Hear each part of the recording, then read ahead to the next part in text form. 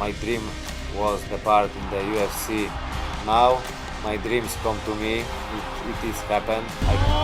This is bad! Mateusz Gamrot submits Jeremy Stephens in just over a minute! Beneil Dariush! When I think about MMA, I get so happy, I get so excited. And again, Beneil Dariush by knockout! Wow. UFC 280 is headlined by the lightweight title fight between Charles Oliveira and Islam Makhachev. The division is stacked with talent, where many fighters are waiting in line to get their hands on the UFC belt. However, two that have the best case to fight next for the title are Beneil Dariush and Mateusz Gamrot. Both of them have been on a tear in the UFC, climbing up the rankings, and are ready to earn that #1 contender spot with a highlight reel finish at UFC 280. So let's take a look at this competitive lightweight bout, as we could be seeing the next UFC champion. Beneil Dariush. Dariush has been a pro since 2009, but he has never looked better than his recent 7-fight winning streak. Currently, his record stands at 21-4 with 5 KOs and 8 submission victories. So it's easy to see why Dariush has earned himself the #6 spot in the lightweight rankings. His winning streak started in 2018, so for the past 4 years, Dariush has been undefeated while collecting 4 performance bonuses for his efforts. Yeah, I have this problem. Sometimes it's a problem, sometimes it's a good thing. You hit me, and I say, okay, let's play this game. I like playing this game. 2 of the most impressive wins in that winning streak were against Drakkar Klose and Scott Holtzman. Dariush's KO comeback against Klose had Joe Rogan and the other announcers losing their minds. While his performance against Holtzman was nothing short of perfection, Dariush hurt Holtzman multiple times on his feet, as the Brazilian Jiu-Jitsu black belt showed his ever-improving stand-up game. He ultimately knocked Holtzman out with a crushed spinning back fist. However, the crowning achievement of his UFC career was his latest win over former lightweight king Tony Ferguson. The two fought in May of last year as Ferguson attempted to get back to his winning ways, but Dariush had different plans. Dariush largely controlled the dangerous Ferguson on the ground, once again showing a new wrinkle in his game, this time it being his wrestling. Dariush took home a comfortable decision victory over the former lightweight intern champ. Tony was still hard because normally I do so much better on the ground with people. He defended everything. I never really had him in danger. He had in weird positions that he grabbed, something I was unfamiliar with, but overall, very grateful for the fight. Since then, Dariush was scheduled to face off against the current #1 contender, Islam Makhachev, earlier this year, but an injury forced him out of that matchup. But now the stars have aligned once more for Dariush, as a win over the incredibly skillful Gamrot could secure him a title shot. However, Gamrot also has his eyes set on UFC gold. Mateusz Gamrot. The Gamer. Mateusz Gamrot is a newer addition to the UFC lightweight talent pool. He made his debut in 2020 while being undefeated with 17 wins. This included claiming the KSW lightweight and featherweight titles. However, Gamrot's debut did not go as planned, as he lost his first ever fight to Garam Kudalazi. But since then, Gamrot has been an absolute force. For me, this is big success, because I train all my life very hard. I'm chasing my dream, man, I don't go in here only fight and get money only. I won't be the champion in the future. I don't know when, maybe next year, maybe 2 years. Give me next opponent, step by step, step by step. His next 3 fights ended with a finish, as he KO'd Holtzman in the second round, submitted veteran Jeremy Stephens in the first round, and made Carlos Diego Ferreira submit to his vicious ground and pound. After that win, Gamrot earned his first ever main event slot as he faced another future star, Arman Tsarukyan, in June of this year. Tsarukyan is considered to be one of the best young fighters in the sport, and many believed he would be the one knocking on the doors of a title shot after defeating Gamrot. However, Gamrot proved that experience matters more, as he was able to outlast Tsarukyan's early pressure and wear him down with his constant takedown threats.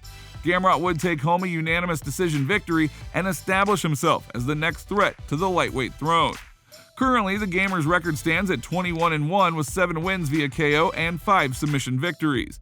So like his dance partner at UFC 280, he is also one of the most complete and well-rounded mixed martial artists competing, which is why this lightweight contest is so intriguing.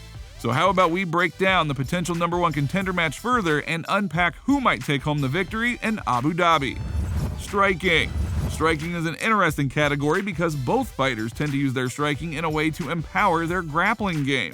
Also because Gamrot is much more traditional with his striking, while Dariush can get more reckless and throw more unique combinations. As it stands, Dariush lands 3.8 strikes per minute compared to Gamrot's 3.54. However, Gamrot is slightly more accurate than Dariush as he lands 51% of his strikes to Dariush's 49%. A reason for this is that Gamrot has a better kicking game and often targets his opponent's legs and body with kicks, which works to slow them down and zap their energy. However, when it comes to defense, we see a bigger difference. Dariush only absorbs 2.58 strikes, while Gamrot takes 3.19 strikes. So if we were to analyze this, not only does Dariush land more, but he takes less damage, while Gamrot is dangerously close to having an equal ratio of strikes landed and strikes absorbed. This factor, along with Dariush possessing more power with his strikes, having KO'd or hurt several of his opponents in the UFC, we're going to give the striking advantage to Dariush. Grappling.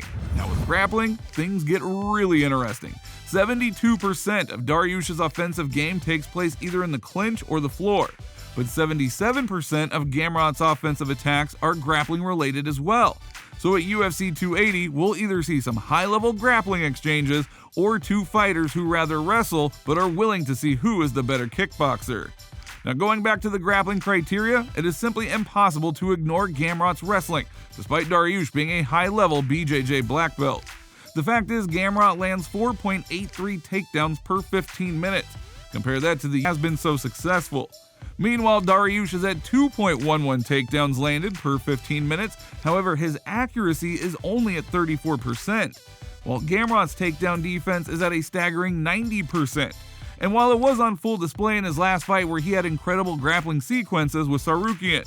So despite Dariush's 81% takedown defense, we'll have to go with Gamrot for this section of the fight, because a large reason for that defensive number is that not many of Dariush's opponents want to test him on the ground.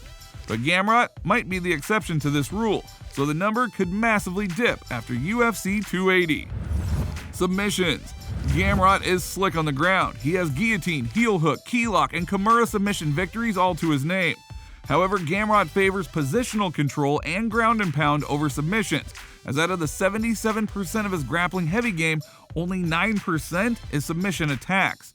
So he would much rather take his opponents down and keep them down as he slowly takes their cardio and will to keep fighting away from them before a finish. Meanwhile, 38% of Dariush's 72% grappling game is submission heavy.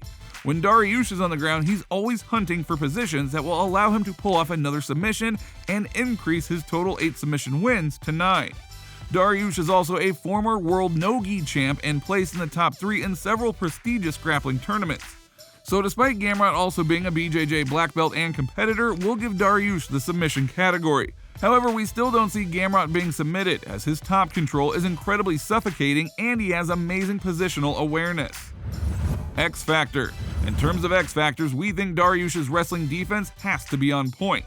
The reality is, in a 3-round fight, you don't want to get taken down earlier and lose a round and be forced to play catch-up in the next 2.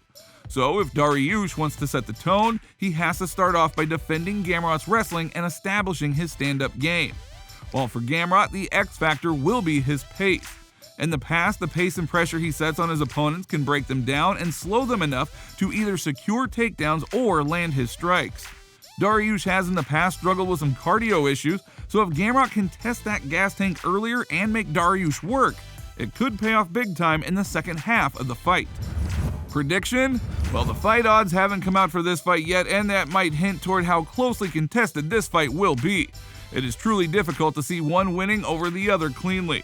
We imagine it will have the fight of the night potential, as either Dariush will be able to keep Gamrot off of him and implement his game plan to a decision victory, or Gamrot will establish control early, making this fight into an exciting grappling contest where he edges out Dariush for a unanimous decision win.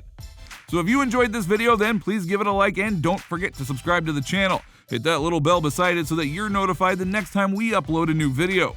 And with that being said, you just watched us break down the upcoming lightweight special, Dariush vs. Gamrot.